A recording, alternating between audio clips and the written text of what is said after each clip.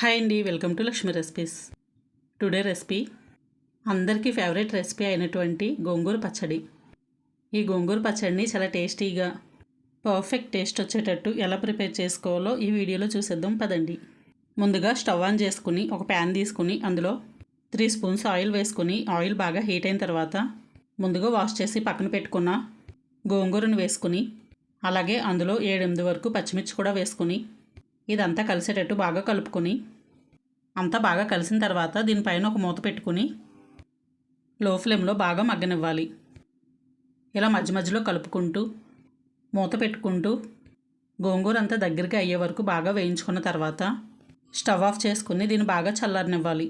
ఇలా చల్లారిన గోంగూరని ఒక మిక్సీ బౌల్లో వేసుకుని అందులో 5-6 వెల్లుల్లి రెబ్బలు కూడా వేసుకుని దీన్ని మెత్తగా పేస్ట్గా చేసుకోవాలి. ఇలా ప్రిపేర్ చేసుకున్న ఈ పేస్ట్ని పక్కన పెట్టుకుని స్టవ్ ఆన్ చేసుకుని ఒక ప్యాన్ తీసుకుని అందులో 5-6 స్పూన్లు ఆయిల్ వేసుకోవాలి.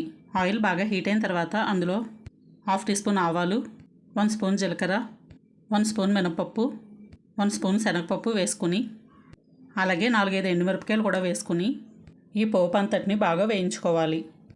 అంతా వేగిన తర్వాత అందులో కొద్దిగా కరివేపాకు వేసుకుని అంతా బాగా కలిసిన తర్వాత అందులో టేస్ట్కి సరిపడా సాల్ట్, 1/2 టీ స్పూన్ కారం, కొద్దిగా పసుపు వేసుకుని బాగా వేయించుకోవాలి.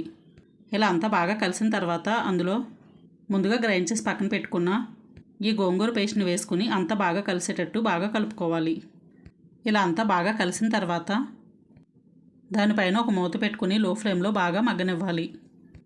ఇలా అంతా బాగా మగ్గి ఆయిల్ పైకి తేలిన తర్వాత మరొకసారి అంతా బాగా కలుపుకుని స్టవ్ ఆఫ్ చేసుకోవాలి. ఇలా ప్రిపేర్ చేసుకున్న గోంగూరని ఒక బౌల్లోకి తీసుకుని సర్వ్ చేసుకునేటప్పుడు అందులో ఆనియన్స్ని పెద్ద పెద్ద ముక్కలుగా కట్ చేసుకొని ఈ పచ్చడిలో వేసుకొని కలుపుకొని సర్వ్ చేసుకోవాలి. అంతే అండి, చాలా టేస్టీ అండ్ ఈజీ గోంగూర పచ్చడి రెడీ. ఈ వీడియో కనుక మీకు నచ్చినట్లయితే లైక్ చేయండి, షేర్ చేయండి, ఛానల్ని సబ్స్క్రైబ్ చేసుకోండి. మరిన్ని వీడియోల కోసం పక్కనున్న బెల్ బటన్ని క్లిక్ చేయండి. Thank you for watching.